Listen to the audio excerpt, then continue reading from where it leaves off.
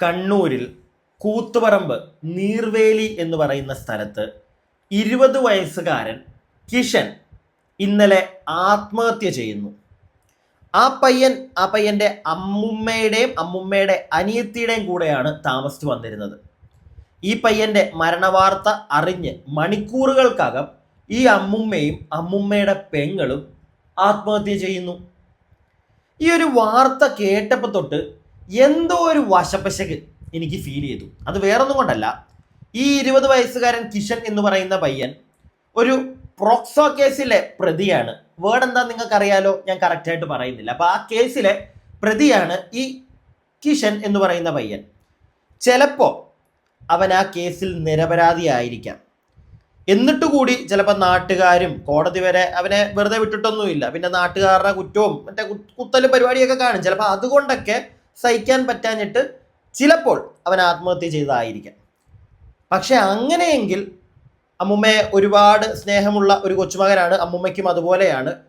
ചിലപ്പോൾ ആ ഒരു സ്നേഹം, അയ്യോ അവൻ്റെ അമ്മയും അച്ഛനും ഒക്കെ ഇനി എന്നെ കുറ്റം പറയുമല്ലോ എന്ന് കരുതി ചിലപ്പോൾ ആ അമ്മുമ്മ ആത്മഹത്യ ചെയ്തതായിരിക്കാം. എന്തായാലും കൊച്ചുമോനും പോയി, ഞാനും പോയേക്കാന്ന് വിചാരിച്ചിട്ട്. പക്ഷെ എന്തുകൊണ്ട് അമ്മുമ്മയുടെ അനിയത്തി അവരും എന്തിനു ചെയ്യണം ആത്മഹത്യ? അത് മാത്രമല്ല, വേറെയും കുറേ സംശയങ്ങൾ ഇവരുടെ മരണത്തിൽ എനിക്ക് തോന്നി. എന്താണെങ്കിലും നമുക്ക് ഈ വാർത്തയിൽ നിന്ന് തന്നെ തുടങ്ങാം. നമ്മുടെ മെയിൻ സ്ട്രീം ചാനലുകാർ പറയുന്നത് നിങ്ങൾ കേൾക്ക്, എന്നിട്ട് എൻ്റെ സംശയങ്ങൾ ഓരോന്നായിട്ട് ഞാൻ അങ്ങോട്ട് പറയാം. പറ്റുമെങ്കിൽ ഈ വീഡിയോ നിങ്ങൾ മുഴുവൻ കാണുക. കണ്ടു കഴിയുമ്പോൾ നിങ്ങൾക്കും തോന്നും ശരിയാണല്ലോ, എന്തൊക്കെയോ ഒരു ഉടായ്പുണ്ടല്ലോ എന്ന് ചിലപ്പോൾ നിങ്ങൾക്ക് ഫീൽ ചെയ്യാനുള്ള ഒരു സാധ്യതയുണ്ട്. പിന്നെ ചാനൽ ആദ്യമായിട്ട് കാണുന്ന ആളുകളുണ്ടെങ്കിൽ ഒന്ന് ചാനൽ സബ്സ്ക്രൈബ് ചെയ്യുക, വീഡിയോയ്ക്ക് ഒരു ലൈക്ക് തരിക. നിങ്ങളുടെ അഭിപ്രായങ്ങൾ എന്താണെങ്കിലും കമൻറ്റ് ബോക്സിൽ പറയണം. നിങ്ങളുടെ അഭിപ്രായങ്ങൾക്ക് ഇവിടെ വാല്യൂ ഉണ്ട്. അപ്പോൾ നമുക്ക് വാർത്ത. മണിക്കൂറുകൾക്കിടയിൽ 3 മരണങ്ങളാണ് കുത്തുപറമ്പ് മൂര്യാടുള്ള ഈ വീട്ടിലുണ്ടായത്. എന്തായാലും ഇന്നലെ വൈകിട്ട് 3 മണിയോടെയാണ് കിഷൻ ഈ വീട്ടിൽ സാധാരണ എത്താറുള്ളത് പോലെ വന്നത്. ഒപ്പം കൂട്ടുകാരുണ്ടായിരുന്നു. കൂട്ടുകാർ പുറത്തേക്ക് പോയി. അല്പസമയത്തിനകം തന്നെ കൂട്ടുകാർ വളരെ പെട്ടെന്ന് തിരിച്ചെത്തുന്നതാണ് അയൽവാസികളെല്ലാം കണ്ടത്. നോക്കുമ്പോൾ അവർ വാതിൽ ചവിട്ടിപ്പൊളിച്ച് അകത്തേക്കായിരുന്നു. അകത്ത് തൂങ്ങിയ നിലയിലായിരുന്നു കിഷൻ. കിഷനെ വളരെ പെട്ടെന്ന് ആശുപത്രിയിലേക്ക് എത്തിച്ചു. പക്ഷേ ആശുപത്രിയിൽ എത്തിയപ്പോഴേക്കും കിഷൻ്റെ ജീവൻ നഷ്ടമായിരുന്നു. അതിനുശേഷമാണ് ഈ വീട്ടിൽ താമസിച്ചിരുന്ന കിഷൻ്റെ അമ്മയുടെ അമ്മ റെജി, ഒപ്പം തന്നെ ഈ റെജിയുടെ സഹോദരി റോജ എന്നിവർ വിവരം അറിയുന്നത്. തൊട്ടടുത്ത് തന്നെയുള്ള ഒരു അപ്പാരൽസ് കടയിലാണ് ഈ റെജി വർക്ക് ചെയ്യുന്നത്. റെജി തിരിച്ചെത്തി വിവരം അറിയുന്നു. തൊട്ടു പിന്നാലെ റോജയും ഈ വിവരം അറിയുന്നുണ്ട്. അങ്ങനെയാണ് അവർ അകത്ത് വീണ്ടും ഈ കൊച്ചുമകൻ്റെ മരണത്തിൽ മനം തൊന്ന് അങ്ങനെ ഒരു ജീവൻ എടുക്കുന്ന ഒരു സാഹചര്യത്തിൽ എത്തി. എന്തായാലും അയൽവാസികളെല്ലാം ഉണ്ട്, അവരൊക്കെ ഇന്നലെ ഈ സ്ഥലത്തുണ്ടായിരുന്നു. കിഷനൊക്കെ അവിടെ എത്തുന്നതൊക്കെ നിങ്ങൾ കാണാറുണ്ടാവും. ഓക്കെ, അപ്പോൾ അയൽവാസികൾ പറയാൻ പോകുന്ന കാര്യങ്ങളൊക്കെയാണ് നിങ്ങളെ കേൾപ്പിക്കാം. അപ്പോൾ ഏകദേശം എന്താ സംഗതി നിങ്ങൾക്ക് ഒരു പിടുത്തം കിട്ടിയല്ലോ. ഈ പയ്യൻ കിഷൻ എന്ന് പറയുന്ന പയ്യനും അവൻ്റെ 2 കൂട്ടുകാരും കൂടെ ഉച്ചയ്ക്ക് വീട്ടിൽ വരുന്നു. എന്നിട്ട് ഈ കൂട്ടുകാർ തിരിച്ചങ്ങ് പോകുന്നു. കുറച്ച് കഴിഞ്ഞപ്പോഴത്തേക്ക് ആ 2 കൂട്ടുകാരും വേറൊരു കൂട്ടുകാരനും 3 പേരായിട്ട് ഇവർ തിരിച്ചു വരുന്നു. അതിലൊക്കെ ചവിട്ടിപ്പൊളിക്കുന്നു. ഈ പയ്യനെ എടുത്തുകൊണ്ട് ആശുപത്രി പോകുന്നു. ഇത്രയും ക്ലിയർ അല്ലേ? എൻ്റെ ഒരു സംശയം, ഈ പയ്യൻ അകത്ത് തൂങ്ങി എന്നുള്ളത് എങ്ങനെ ഈ കൂട്ടുകാരറിഞ്ഞു? അതെങ്ങനെ അറിഞ്ഞു? ഇല്ല, മാധ്യമങ്ങൾ കറക്റ്റായിട്ട് റിപ്പോർട്ട് ചെയ്യുമ്പോൾ അതും കൂടെയൊക്കെ ഇനിയിപ്പോൾ കൂട്ടുകാർക്ക് ഇവൻ മെസ്സേജ് വല്ലതും അയച്ചിട്ടുണ്ടോ? ഉണ്ടെങ്കിൽ അതും കൂടെ ഒന്ന് റിപ്പോർട്ട് ചെയ്താൽ കൊള്ളാമായിരുന്നു. എനിക്ക് അവിടെ ഒരു സംശയം തോന്നി, എങ്ങനെ കൂട്ടുകാരറിഞ്ഞു? കൂട്ടുകാരറിയാതെ അവന്മാരെന്താ ഇനിയും വേറെ എന്തെങ്കിലും മറ്റേ ഗണിച്ചു നോക്കുക ഞങ്ങളുടെ കൂട്ടുകാരൻ അവിടെ എന്താ ചെയ്യുന്നതെന്ന്?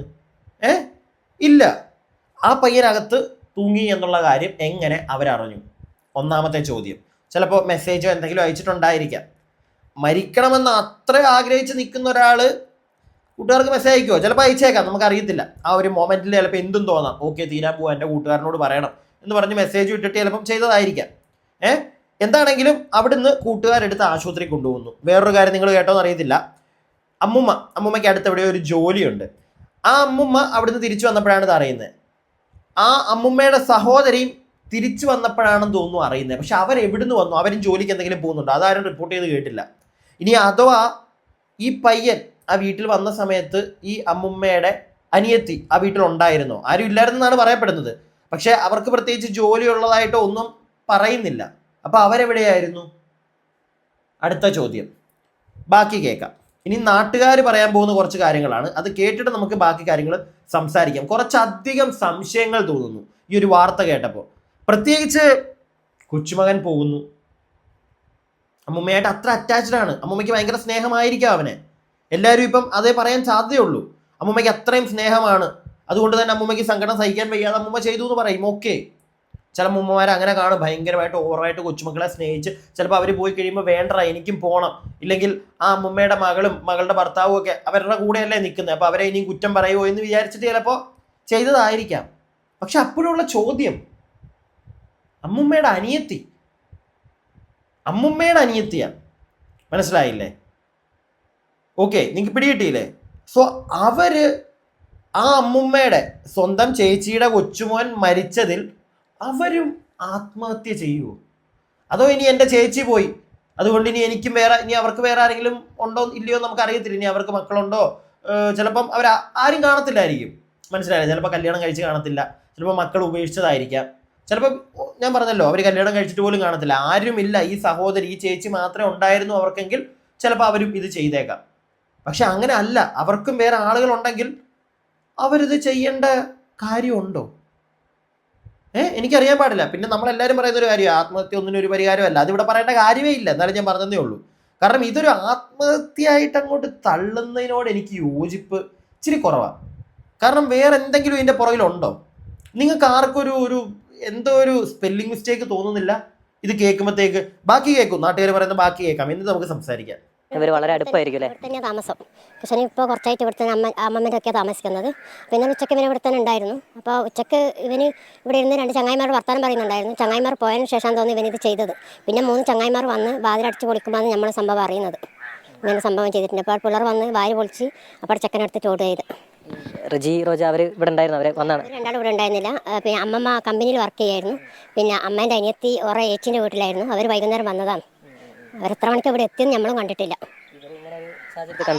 ഓക്കെ, ബാക്കി ഞാൻ കേൾപ്പിക്കാം. അപ്പം എനിക്ക് നേരത്തെ പറ്റിയ മിസ്റ്റേക്ക് അല്ലെങ്കിൽ എൻ്റെ ഒരു ചോദ്യത്തിനുള്ള ഉത്തരം അവിടെ കിട്ടി. അത് വേറൊന്നുമല്ല, ഞാൻ നിങ്ങളുടെ കൂടെയാണ് ഈ വാർത്ത കംപ്ലീറ്റ് ആയിട്ട് കേൾക്കുന്നത് കേട്ടോ.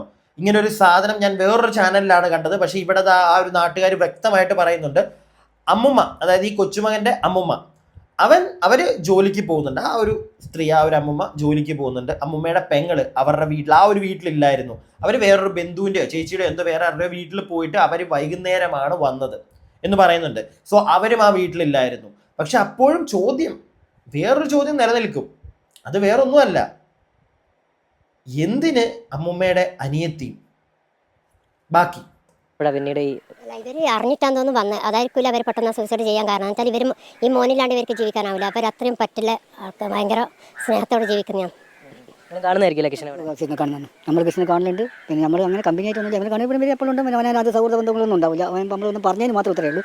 പിന്നെ ഇവർ പറഞ്ഞ പോലെ അത് ഈ കിഷൻ നിർവേലിയിലാണ് താമസം. പക്ഷേ എപ്പോഴും ഇവിടെ ഈ മുരിയാടുള്ള വീട്ടിലേക്കാണ്, അമ്മമ്മയുടെ അടുത്തേക്കാണ് എത്താറുള്ളത്. പോക്സോ കേസ് അടക്കം നിലനിൽക്കുന്നുണ്ട്. പക്ഷേ ഈ അമ്മമ്മയുടെ വളരെ പ്രിയപ്പെട്ട ആളായിരുന്നു കിഷൻ. അത് തന്നെയാണ് അവർ ഇങ്ങനെ വൈകിട്ട് തിരിച്ചെത്തി കൊച്ചുമകൻ പോയി എന്ന വിവരം അറിഞ്ഞപ്പോൾ ഇത്തരത്തിൽ ഒരു കടുങ്കയിലേക്ക് നീങ്ങിയതെന്ന് തന്നെയാണ് പോലീസിൻ്റെയും നിഗമനം. എന്തായാലും ഇന്നലെ വൈകിട്ട് ഒരു 11 മണിയോടെ ഇൻക്വസ്റ്റ് നടപടികൾ അടക്കം പൂർത്തിയാക്കി മൃതദേഹം ഇവിടെ നിന്ന് കൊണ്ടുപോയി. കിഷൻ നേരത്തെ ഇന്നലെ വൈകിട്ട് തന്നെ ഇൻക്വസ്റ്റും പോസ്റ്റ്മോർട്ടം നടപടികൾക്കായി അതും മുന്നോട്ട് പോയിട്ടുണ്ട്. എന്തായാലും ഇതുമായി ബന്ധപ്പെട്ട ഒരു കുത്തുറമ്പ് പോലീസ് അന്വേഷണം തുടങ്ങിയിട്ടുണ്ട്. 3 മരണങ്ങളാണ്. കൊച്ചുമകൻ്റെ മരണത്തിൽ മനം നൊന്തുള്ള 2 വയോധികരുടെ വൃദ്ധ സഹോദരിമാരുടെ മരണത്തിൽ ഇപ്പോഴും ഞെട്ടൽ മാറിയിട്ടുള്ള ഈ മുരിയാടുള്ള നാട്ടുകാർ ചെറിയ ഞെട്ടലുണ്ട്. ഞാൻ പറഞ്ഞല്ലോ, പ്രത്യേകിച്ച് എനിക്ക് എന്തോ അത്ര അങ്ങോട്ട് ഒരു സെക്കൻഡ്, വേറൊന്നുമല്ല, ഇത് മൊത്തത്തിൽ അങ്ങോട്ട് ആത്മഹത്യയാണ് എന്ന് പറഞ്ഞങ്ങോട്ട് തള്ളിക്കളയാൻ എന്തോ ഒരു മടി. പിന്നെ ആ പയ്യന്റെ എന്താണ് കയ്യിരിപ്പം നിങ്ങൾ കേട്ടല്ലോ, ഒരു പ്രൊക്സോ കേസിലെ ആണ്. അപ്പം എന്താണ് ഇവൻ്റെ മെൻറ്റാലിറ്റി, ഞാൻ പറഞ്ഞു വരുന്നത് നിങ്ങൾക്ക് മനസ്സിലാവുന്നുണ്ടല്ലോ, എന്താണ് ഇവൻ്റെ മെൻറ്റാലിറ്റി എന്ന് നമുക്ക് അറിയത്തില്ല.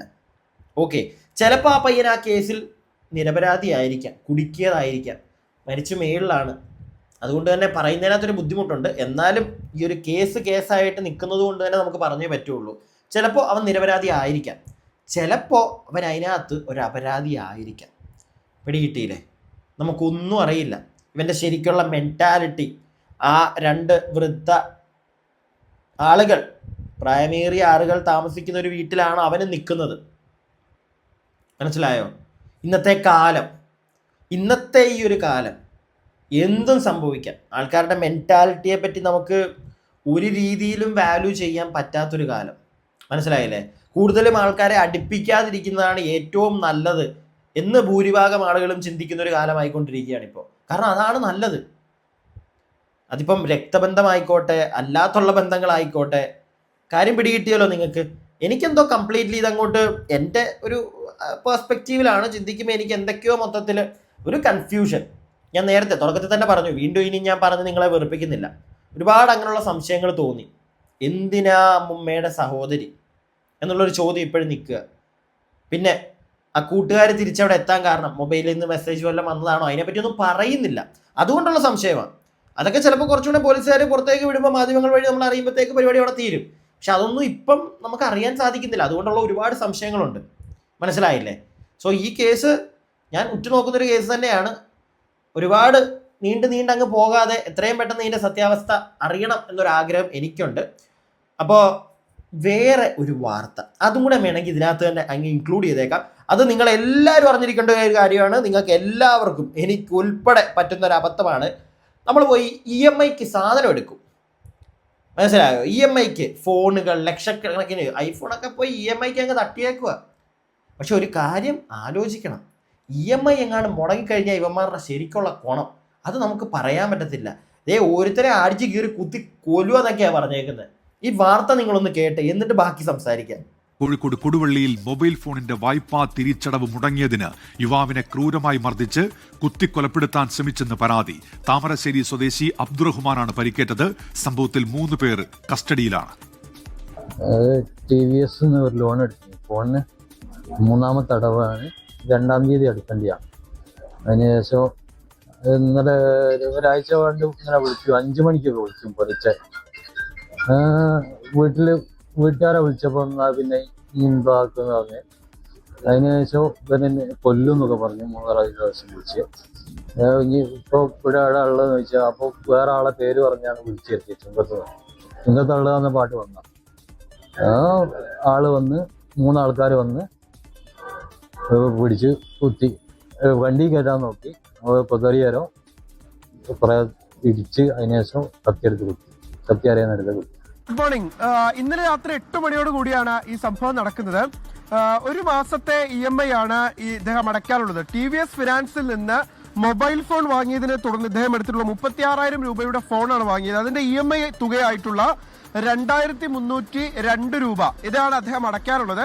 ഇതിന്റെ പേരിൽ നിരന്തരം തന്നെ പുറകെ നടന്ന് ഭീഷണിപ്പെടുത്തുന്നു. അതിരാവിലെ വീട്ടിലേക്ക് വിളിക്കുന്നു. ഇതിനൊക്കെ പുറമെ ഇന്നലെ ഏതാണ്ട് മറ്റൊരു ഫോണിൽ നിന്ന് വിളിച്ചു വരുത്തി, ഇദ്ദേഹത്തിന്റെ ഒരു സുഹൃത്താണെന്ന് പറഞ്ഞ് വിളിച്ചു വരുത്തി താമരശ്ശേരി ചുങ്കം ജംഗ്ഷനിലെ ബാലുശ്ശേരി റോഡിൽ വെച്ച് ആളൊഴിഞ്ഞ പ്രദേശത്ത് വെച്ച് ഈ താർ വാഹനത്തിലേക്ക് ഇയാളെ കയറ്റാൻ ശ്രമിക്കുകയും അപ്പോൾ കുതറി മാറിയപ്പോൾ ദേഹമാസകലം മർദ്ദിക്കുകയും പ്രതികളിൽ ഒരാൾ അരയിൽ നിന്ന് കത്തി പുറത്തെടുക്കുകയും ഇയാളെ കുത്തിക്കൊലപ്പെടുത്തുമെന്ന് ഭീഷണിപ്പെടുത്തുകയും ചെയ്തു എന്നുള്ളതാണ് ഇപ്പോൾ പരാതിയിൽ പറയുന്നത്. കേട്ടല്ലോ അല്ലേ? 1 മാസത്തെ EMI 2,300 രൂപ മുടങ്ങിയവരാണ് ആ മനുഷ്യനോട് ഈ പരിപാടി കാണിച്ചത്. TVS finance. പ്രിയപ്പെട്ടവരെ, നോക്കിയും കണ്ടും EMI ഒക്കെ എടുത്ത് തലയിൽ വെക്കുക. മനസ്സിലായില്ലേ? ഇപ്പന്മാർ ആദ്യമേ നമ്മളോട് ഭയങ്കര സ്നേഹത്തിലൊക്കെ പിന്നെ എടുത്തോ, നിങ്ങൾ സാധനം എടുത്തോ. നമ്മൾ ഓരോ ഫിനാൻസിൻ്റെ ഒക്കെ ഇത് വെച്ചിട്ട് ലാസ്റ്റ് എടുക്കും. ലാസ്റ്റ് പറയാൻ പറ്റത്തില്ല. അടവൊക്കെ ഒന്ന് തെറ്റിക്കഴിയുമ്പോഴത്തേക്കുണ്ടല്ലോ ഇതിങ്ങനെയുള്ള പരിപാടിയെ കൊല്ലുവെന്ന് 2,300 രൂപയ്ക്ക് വേണ്ടിയിട്ട്. ഒന്ന് ആലോചിച്ച് ഇടിച്ച് പരുവൻ ആ മനുഷ്യൻ്റെ അവസ്ഥ.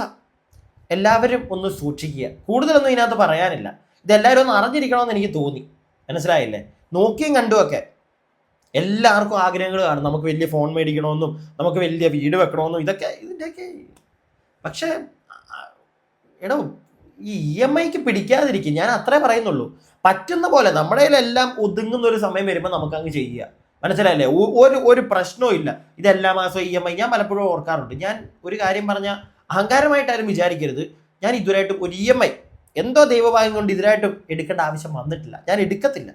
പേടിയാണ്. കാരണം എങ്ങാനും അടുത്ത മാസത്തേക്ക് പൈസ നമ്മുടെ കയ്യിലില്ല, തീർന്നോ, സമാധാനം പോവും, ഉറക്കം പോവും.